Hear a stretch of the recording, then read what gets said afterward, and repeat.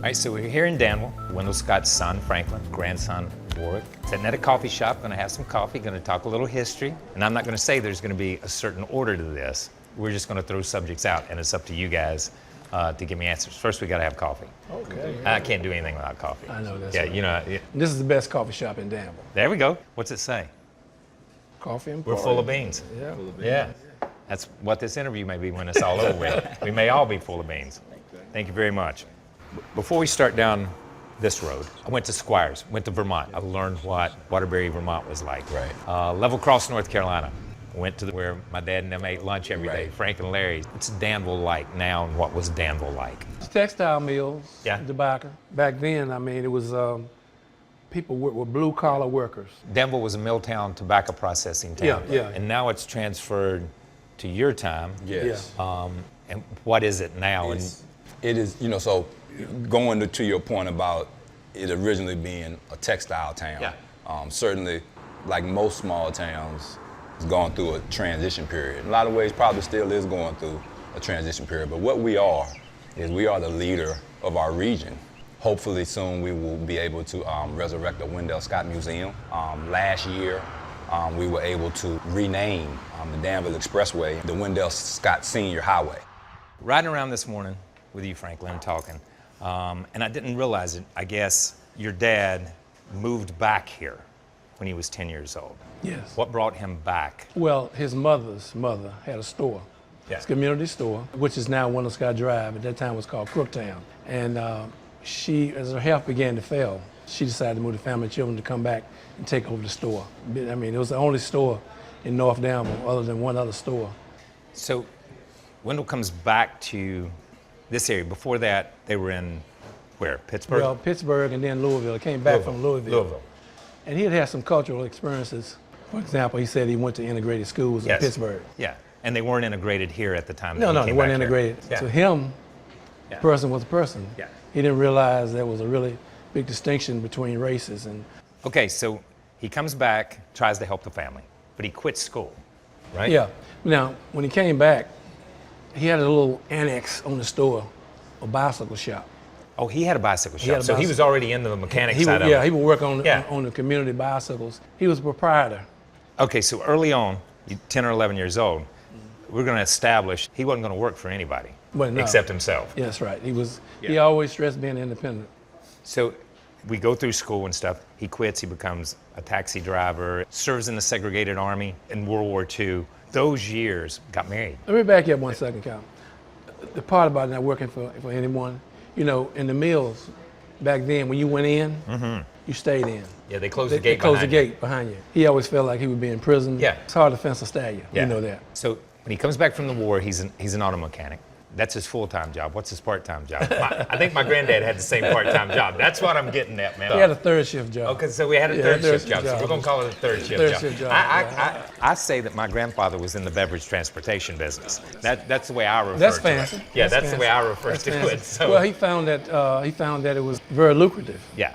And one time he said, well, he was clearing $1,200 a week. Wow. It fit right in with his taste for speed. And Yes. He was a risk taker. Yeah. And he was so innovative with his automobiles. Flipped the switch and his brake lights wouldn't come on even when he was using 2 fuel tanks on the cars. So he had a big business in Greensboro, Winston-Salem, Charlotte. You told me a story this morning. So you're cutting off the brake lights. So when I hit the brakes, the brake lights are not Brake going lights, on. but your It's tail just lights are still on. Yeah, it's a separate circuit. So you took me down a road that came to a T, and he would be on the brakes turning hard, but the lawman behind him Wouldn't know it. wouldn't know it. And if anyone saw a Grease Lightning movie, that was actually a true thing where they had a meeting that said, don't chase him. They had wrecked 9 cars trying to catch him. 9 out of 13 they Yeah, wrecked trying yeah, to catch your yeah, dad. yeah. That's fascinating. And this is a part in every one of these that I sit down and talk to drivers. At this period of time, my granddad was coming along, and then my dad came along, and then I came along, and then Adam. It's a family farm. That's what Right. we did. Absolutely. I am fascinated by anybody that looked at this sport at any given time and said, yeah, that's what I'm going to do. I'm going to be a race car driver. I am doubly fascinated by an African-American man from Danville, Virginia, looking at what was predominantly a southern white sport and say, yeah, that's what I'm going to do. How did that all come about that he even ever got in a car? Because you would think there were 1,000 barriers between here and there. Well, he loved speed. He and one of his friends used to go to Danville Fairgrounds that raced there. I mean, he was already a bootlegger. But he said, yeah, that's what I want to do. Then it came about the promoter. They came with a gimmick, attract more African Americans To the racetrack. Yeah. So they went to the police station. So wait a minute. So He wasn't in jail. no. So wait a minute. So the promoter came up with the idea. Yeah, the promoter came with that idea. And Wendell just happened to be the right guy for the right time. He fit the for the right mold. time. So Well, it was a gimmick promotion / marketing ploy to get him into it. And what they did, there was 7 people that they approached it, that they were recommended. But they told them at the police station that the one you really want is Wendell Scott. So anyway, that's how the story started. What year was that? 52, I think it's 52. Okay, so 52 is the first time that we see. That was the Dixie Circuit. Yeah, in the Dixie Circuit that was ran the- here in Lynchburg. Yeah, and, yeah. See, he wasn't in NASCAR. Yeah, but within the first couple of weeks that he's a driver, he goes to Lynchburg and wins the race. Yeah. So he goes at some point in time, and he goes down to High Point to run a NASCAR race. Rejected, yeah. Yeah, and they won't let him. They tell him they'll let a white guy drive his car. Yeah, that's right. And what does he tell him? Hell no. Yeah, yeah, exactly, because that's his car. That's my car. But- well, it was a racial. Yeah. Absolutely. I mean, Yeah. you can't ignore that. But the thing that's amazing about it is that his determination Yeah. and his will. In those early years, was there any place you went that you didn't experience racial slurs, guys trying to wreck you? Yeah. Yeah. Well, Even that here was- in your hometown. Yeah, he had a few nemesis. Like 2 years in a row at Bowman Gray, he got turned over coming out of number 4. And you can tell the cars are different because one of them, the front axle is laying on the track, and the other one. So those type of things. All right, earlier this morning, we went over to the shop, looked around. Right. Nice painting there on the door, which is pretty cool. And the marker. Right. The marker. But the best part was the truck. For me. For me too. Because I remember that truck. Right. And you remember I that remember truck. that I truck. remember that truck when I was a kid. And they brought it to Lee Patey Engineering, Patey Enterprises. That's the biggest vehicle I'd ever seen. I had to be 3, 4, 5 years old, but I remember I'd never seen a truck that big. Doesn't look as big today when I looked at it. But what did that truck mean to you, and what did it mean to your dad? For me, it was after school, I would go to my grandfather's garage and play. And I would just get into all the cars and just imagine I was a superhero or a character. And I just always remember the truck with the door kind of hanging halfway off with the 8-track player inside of it. And they would always say, oh, that's Richard Petty's old truck.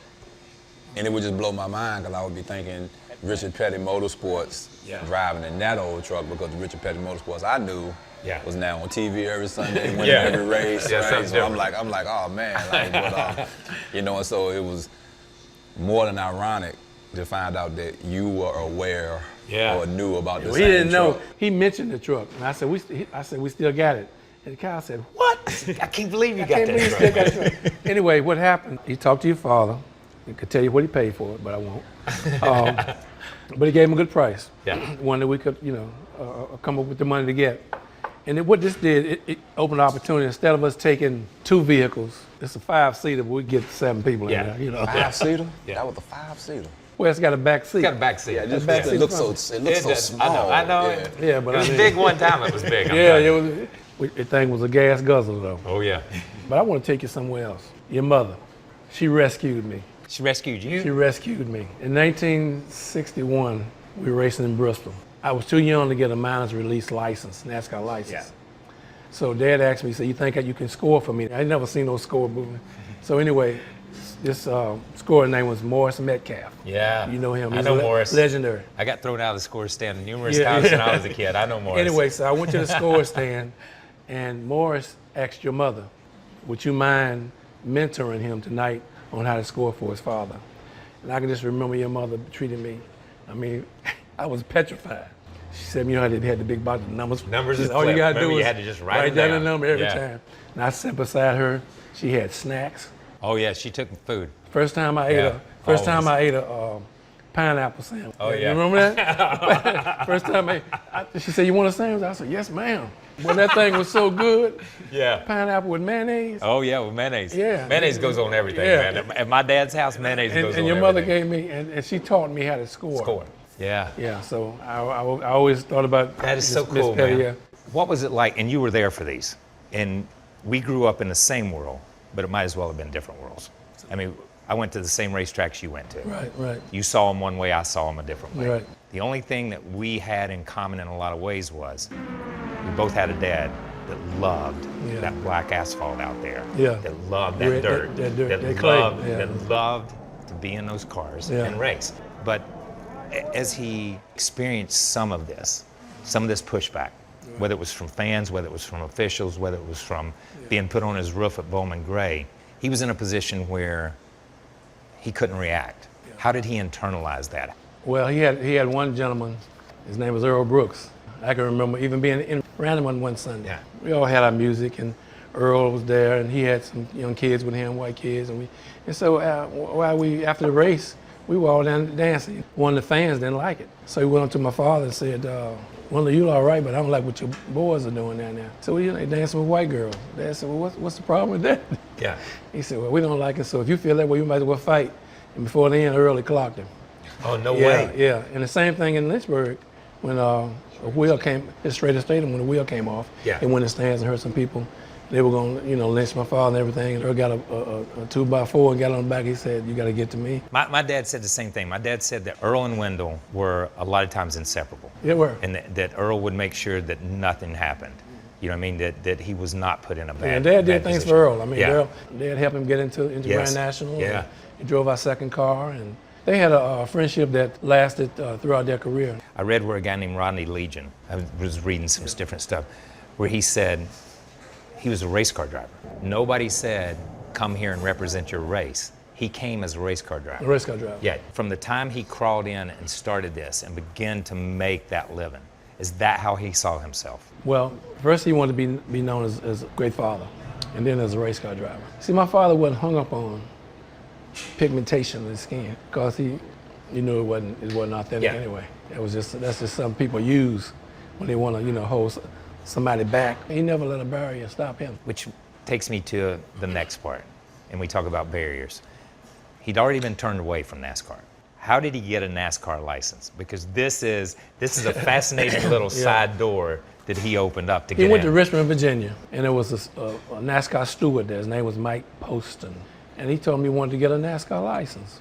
Mike didn't realize he was violating a code, I guess, or something. He signed him up as a NASCAR, gave him a NASCAR license.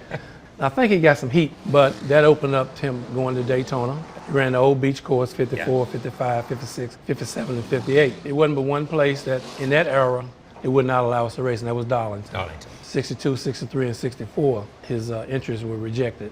A field of 32 finds the rebel flag as their go sign. The owner there, Bob Carvin, he wouldn't let him race there. He was really a racial person. But then when the Civil Rights Act passed, so we raced in Darlington in 65, and from then on. My dad said Wendell could do more with nothing than anybody in the world. But as we talk about the civil rights movement, his career starts as the civil rights movement in 61.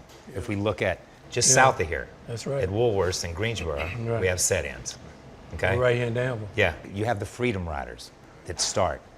And here's Wendell Scott, an African American from Danville, Virginia, who shows up. That period of time is the top league of auto racing in the United States. So it's just When they the had the timing. march from Selma to Montgomery, we were racing at Montgomery that same weekend. I'll never forget it. And my father, he liked to chew gum. He said, "Anybody got a gum?" So there was no concession stand in the infield. So he said, "Frankie, go find me some bubble gum or something." So I went over into the stands and went to the concession stand and asked if they had any chewing gum. Guy said, "Got some bubble gum?" I said, "Let me get 10 of those." In my ear, I could hear these guys saying, "Let's cut his balls out." I said, "Oh, Lord." So, but my father had taught us to ignore things like that. And one thing he always told us, if you're ever in a situation like that, don't run. Because if you do, you stimulate the dog mentality. So I just got the gum. But boy, when I jumped down off that stands back on the dirt track, I said, boy, I didn't tell my dad, right? But later on that night, I told him, I said, "Man, you almost got me split open up there." Yeah. I look at that, and that had to be, for your dad in some ways, I'm here. He had already been through a thing with Bill Sr. where he had gone to Raleigh and didn't get gas money. He had asked France about it. France had taken money from his own pocket. And He gave it to him, yeah. And France had said, "You'll never face prejudice Yeah. in NASCAR. So you're a NASCAR, Yeah. You'll be treated as such. You'll be treated as such because you're in NASCAR." Let's go to 61 in the Rookie of the Year. Yeah, wow. Woody Woodrow Wilson. Explain it. Ran 5 races. I think his best finish was 9th. We had raced 20-some races, had several top 10s. I think my father, other than not getting his trophy at Jacksonville, that's one of the things that bothered him more throughout his career and throughout his life. Did not receive Rookie of the Year honors. That was a travesty. When I looked at that, that was a piece possibly could have been a game changer because you had Richard Petty, 59, David Pearson, 60, and you would have had Wendell Scott, 61. Yeah. And Rookie of the Year was a big deal then. Yeah, it's not as big a deal now. Right. It's kind of changed, you know what I mean? But to be the champion, to be the Rookie of the Year, to be those things then, that really bothered him. that was a big deal. That really bothered him. I'm going to get to 63 here because 63 is such a pivotal year for your dad In our nation. and in this nation. If I lay your dad's year out and I lay the civil rights movement out and I go to a letter from a Birmingham jail from Dr. King. A little bit later in that year, we have the I Have a Dream speech. We have Kennedy sending the National Guard to the University of Alabama to allow 2 African Americans to enter the school. And then on November 22nd, we have the assassination of a president. Right. Then on December 1st, December 1st, right after the assassination, 1963. Wendell Scott wins at the highest level of NASCAR. Yeah. Makes the hair stand up on your arm because it's like that's the line, the projection of your dad and the projection of the civil rights movement run parallel. You know, as mystical as it sounds, you know, he was, we know that a lot of things in life we can't explain it, but he was moving on that level of time. And I really believe that as I've reflected back and thought about it, you know, it was something that was destined. Yeah. When you see it on 56 paper, years. 56th anniversary coming up. December. That's crazy, isn't it? Yeah. It's crazy. But you know, it was just one of, you know, it was, you know, who can explain it? I can't explain it. And once again, as he laps the field by 2 laps, Yeah. okay, Yeah. and they give the trophy and they give the win to Buck Baker when it's over with. Had him in 3rd place. He knew he won the race. Yeah. So I don't know if you may have heard this, you may not, how he was superior that day. I told you he was a mechanical engineer with no formal education. The track was so bad, he de-shocked the car, put 1 shock on each wheel. And he said, I was just riding in a limousine. Yeah. He was cruising. He deserves credit for that. Yeah. That's one that, as a grandson, but also studying my family's history, I've always been disenfranchised with is that him not be from an enterprise perspective. Yes. You hear Wendell Scott won the race, but you don't hear Wendell Scott racing. Won the race. That's a great Won the point. race. You know? That's a Yes, great absolutely, point. yeah. Listen, as a guy who grew up in the sport and watched our family business, we got credit for it. I can't imagine what your dad felt like to know he had won the race and to get out and to just be shunned that way. And we talk about the Rookie of the Year thing in 61, but explain how he dealt with 63. Well,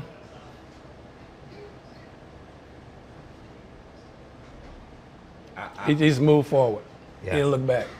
It would take an incredibly strong person to deal with 63. I have a moment or a memory. My grandfather took me to school when I was a child in the mornings. And I remember him telling me that sometimes you're expecting like a big piece of a pie, but sometimes if you're hungry enough, if you get that crumb or that small slice, you know, you can take it and turn it into a whole meal. Yeah. I know that, you know, I experienced the lingering effects of his NASCAR career. Yeah. See, the win was the thing that was intended to change the trajectory, not just of his family, but of his community, you know. Great humanitarian. Yeah. And so, you know, that part, not ballooning into the next thing, I know that stuck with him to the very end. You know, he didn't let it drive him crazy. Yeah, and we talked about that earlier. Race people, their DNA is a little bit off anyhow because they look, that was Sunday, I've got to get to the next Sunday. You know, and that's why, and that appears to be the way It helped. he You know. handled it. So I look at Wendell from that point on, and still, and I wrote it down. I think he finished, I think he was 15th. Then 64 he was 12th. 65 he was 11th. 66 he finished 6th in points. 67 he finished 10th. 68 and 69. Let me stop you right there, though. In 66, what was he as a car owner? I didn't look at the car owners. 3rd. No way. I got the As trophy. a car owner, he was I have third a in trophy points? at my house. No way, Stu. He was third in the championship Third in as the an champ- owner. Third. And see, that's what Write that down. Yeah, I'll write it down right there. Third. Third. Car owner. Because In 1966. Because I will say this. Because That's not to cut across you, because we've been doing that all day. Yeah. But they never talk about that. No, they don't. You know, the points money was the seed money for the next season. Yeah. And Dad and I went to Daytona. So we got $13,000 for car owners. I think he got $7,000 for sixth place finish. We came back up to Highwayman, and well, we thought we were rich. And we really had the idea to build some car washes and some storage buildings. But we took that money and put it in the car for the 67 season. Okay, I'm going to sidebar here on one thing. My dad said that Wendell was a race car driver, a good race car driver. And I bring up where he finished in points because my dad said he supported NASCAR. He towed to every race. Yeah. He towed to California, he towed to New York, he towed to Florida, he towed everywhere. Maine, he was everywhere. there week in and week out. But here's the one thing my dad said that impressed him as much or more about Wendell Scott was that you guys went to college. Absolutely. That he put you guys, and my dad said, I never thought about his kids going to college, but Wendell put his kids through college, and he said, that's the kind of person that he was. Well, you know, even then, he realized the importance of an education. Yeah. He knew that was the key. If there was a key out, Yeah. that was the key. That's what the foundation is about too. And one thing he always told me too, before I had cars and stuff to drive, he said, always keep enough money in your wallet to get back home, get a bus ticket. But yeah, he gave all of us the opportunity to go to college. So you can check off good father on that, because he was a good father on that. Basically, though, when we get to 69, early 70s, as we get to the accident. This looks like a bet. A whole pack of cars went into that cloud of dust, and no one is coming out into the third turn. I want you to take us back through, I mean, they started 60 cars at Talladega that day. Yeah. 60 cars. Just take us back through that day and what you were told and how things happened. Well, he had the best car he'd ever driven, that he'd ever owned. He got it from Holman and Moody. He passed 18 cars on the first lap. Okay. He said, if anything happens besides the motor today, on the fourth lap, I think Lenny Pond blew engine or something, dumped oil. Dad was coming through. He saw the wreck before he got there. When Lenny lost, he came in and caught him in the left rear bumper. Yeah, turned him spun around. him back on the track. Terrible wreck, of course, you know. Yeah, it was. And There were like 23 cars in that wreck. It was a nightmare, and the worst accident in NASCAR history. Biggest wreck ever in NASCAR. And so Dad didn't come around. So I ran down to Dave Marcus' pit. And I said, Dave, I said, you see my dad over there? He looked out and he said, Frank, your dad's dead. He told you he was dead. Yeah, he said, your dad's dead. And I didn't believe it. I went to the infield hospital. When I walked into the hospital, they had my father there by then. He was laying up on the table. And like he took a spray gun red and painted his whole body. His whole body was red. Part of his arm was laying back down on his shoulder. And he was laying there on the table. And they were saying, we got to get him to Birmingham. We got to get him to the emergency room. So they put him in the ambulance, and they told me I could ride. I said, no, I'm riding back. I got back and rode with him and held his hand all the way there. Got to the hospital, and I went in, and whole time he was in there, and they started analyzing, prioritizing his injuries. And the most serious one was his arm at that time that they could see. Of course, his kidneys were bruised. Yeah. His pelvic was broke on both sides. All these ribs were broke. But he in his mind right then, Kyle, he was laying on that table thinking about getting back on the track. Yeah. The reason I say that is because anyway, they had sewed his arm up. He motioned to me, something's in my arm. They said, they let Cadillac say, well, if there's something in that one, I'm sure you couldn't feel it. He said, no, take it back loose. They cut the stitches loose, all this right here. They laid this muscle back over, and he went in with a light and a long thing, and he reached down there and he put it and he dropped it in a metal can and said, ding! Yeah. And the doctor said, I never met you before. Yeah. He said, but you one hell of a man. What did you guys do as a family then? I mean, during that period of time, because that was... Well, it was a struggle, but your father assisted my father. Yeah, no way. I know he sent him 2 checks. The last one he sent him a note. I hope this helps. If I can be of further assistance or whatever. Yeah. For your necessities, let me know. After the October race that year, then your dad was basically done.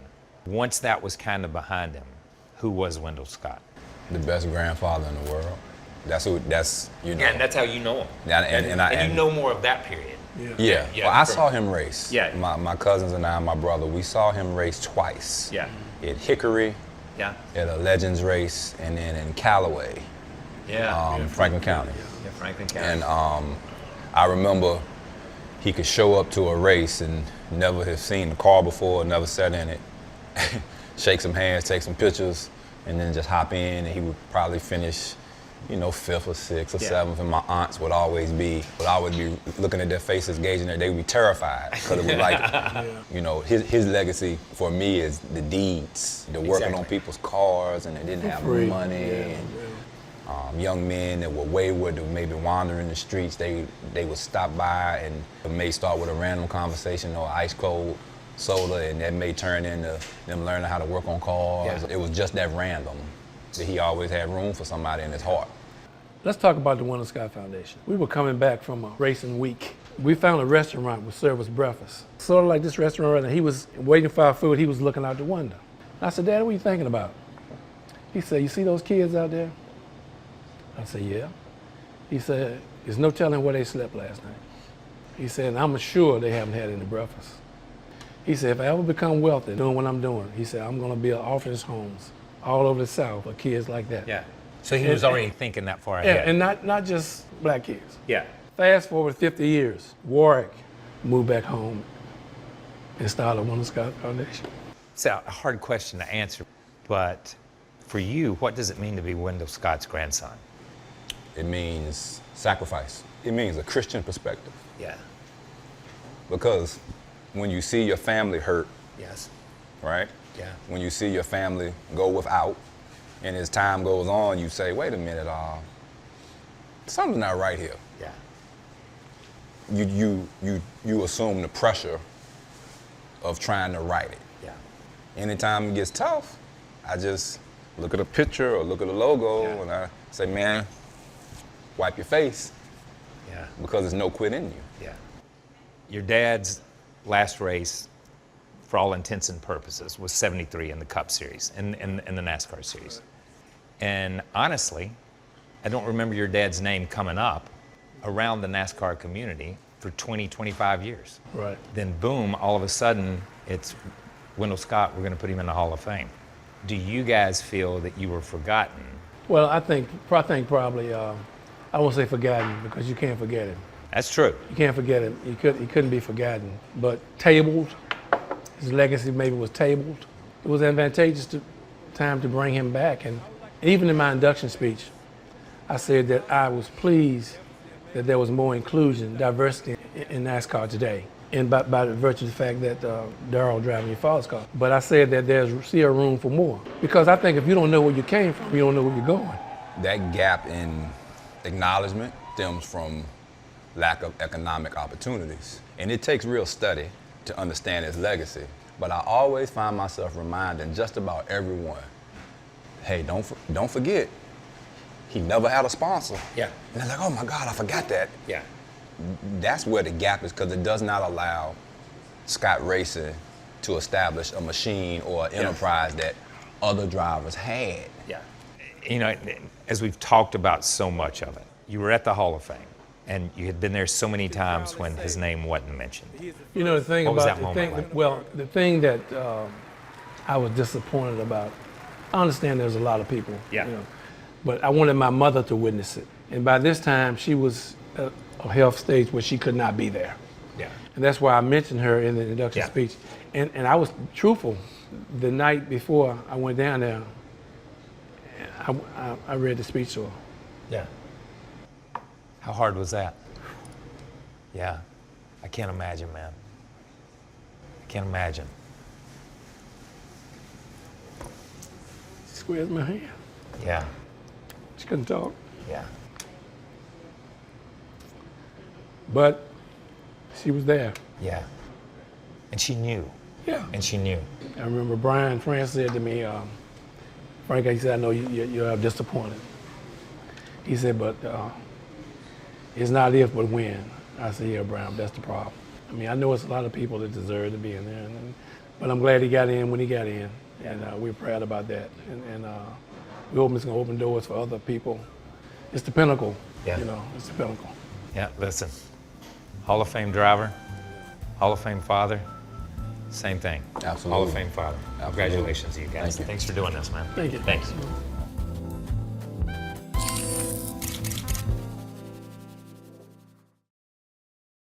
Hey Motorsports fans, thanks for watching. Make sure you hit subscribe before you go for all the latest news and highlights across motorsports.